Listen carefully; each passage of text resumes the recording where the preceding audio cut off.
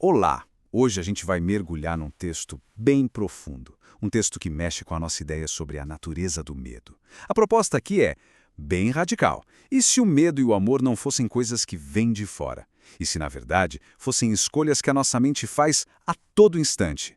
É isso que a gente vai explorar, como a mente tem esse poder incrível de navegar entre essas duas realidades. E olha só, o texto já começa com essa ideia de impacto. A premissa central é essa. Toda e qualquer experiência, seja de medo ou de amor, nasce dentro da gente. É gerada internamente. O que isso quer dizer na prática? Que não são os acontecimentos lá fora que nos afetam de verdade, mas sim a nossa própria mente. É ela que dá a cor, que pinta a nossa percepção de tudo. Ok, mas se isso é verdade, fica uma pergunta no ar, né? Uma pergunta fundamental. Se a mente é a fonte de tudo que a gente sente, por que cargas d'água ela escolheria criar um medo? Uma experiência que parece tão real e, vamos combinar, tão indesejada. É justamente essa aparente contradição que a gente vai tentar desvendar aqui. Para a gente entender essa ideia toda, nosso percurso vai ter 5 etapas. A gente começa com o sonho do exílio, para entender essa nossa realidade que a gente percebe. Depois, a gente investiga a decisão de esquecer, que é a origem de tudo, e o que nasceu disso, o Deus da doença. Aí vem a virada de chave com a escolha de lembrar, e por fim, a gente chega na solução com o fim da doença. Então vamos lá. A primeira peça desse quebra-cabeça é esse conceito, o sonho do exílio. O que o texto está propondo aqui é que toda essa nossa sensação de separação, de sofrimento, de medo, isso não seria a realidade. Seria, na verdade, um sonho. A ideia é que a gente não está de fato exilado da nossa verdadeira natureza. A gente está apenas sonhando que está. E essa comparação aqui deixa tudo bem claro. De um lado, na coluna O Sonho, a gente tem a nossa experiência do dia a dia, né? Um estado de medo que parece ser controlado por coisas de fora e que, nossa, parece 100% real. Mas aí, do outro lado, em A Realidade, o texto apresenta uma outra possibilidade, um estado de paz que não muda e que é governado só pela mente. A grande sacada aqui é que a gente vive no primeiro achando que é a única verdade, quando na verdade o segundo é que seria a nossa casa, a nossa natureza real. E a consequência de pensar assim é libertadora. Significa que ninguém é um prisioneiro indefeso nesse sonho.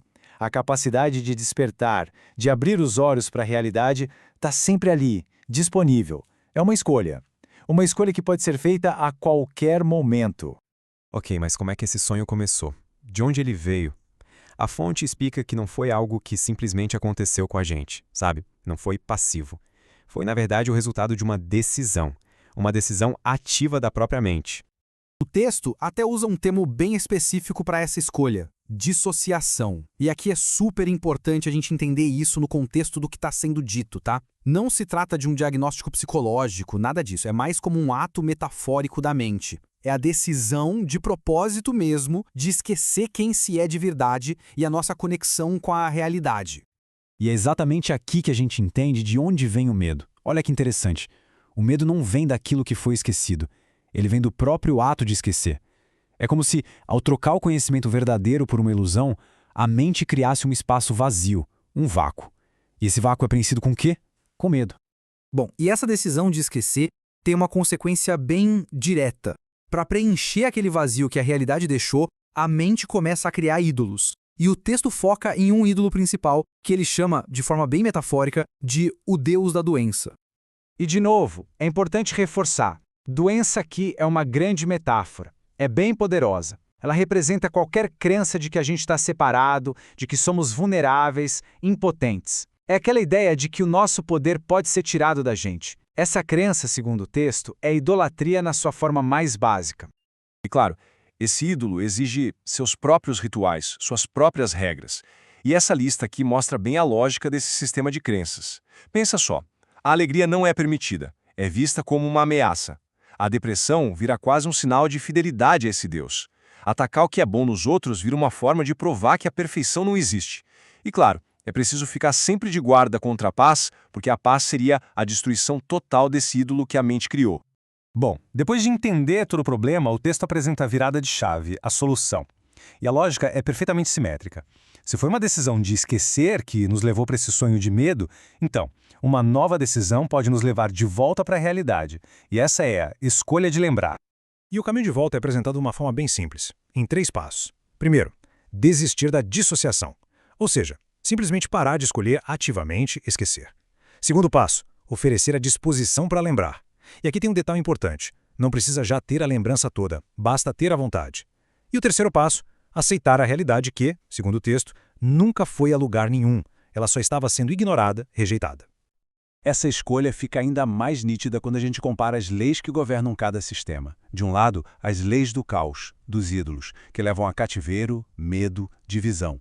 Do outro, as leis de Deus ou da realidade, que oferece liberdade, paz, unidade. E o ponto é, elas não se misturam, são irreconciliáveis.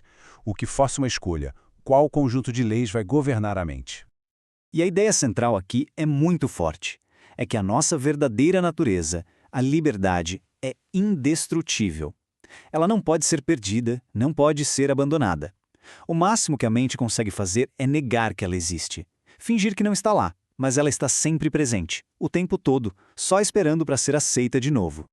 E finalmente a gente chega no resultado de tudo isso. O que acontece quando a mente escolhe lembrar e deixa seus ídolos para trás? O texto chama esse momento de o fim da doença. E a definição de cura que a gente encontra aqui é surpreendentemente simples.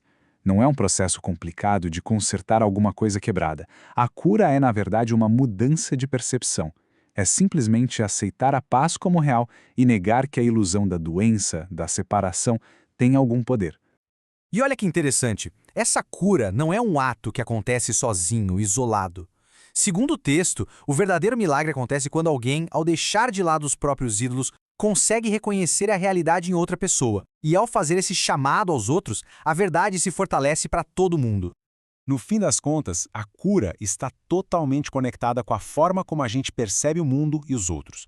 Ao escolher enxergar aquela centelha, a verdade em cada pessoa, não importa as aparências, as ilusões, a mente acaba se lembrando daquela luz muito maior que todos nós compartilhamos.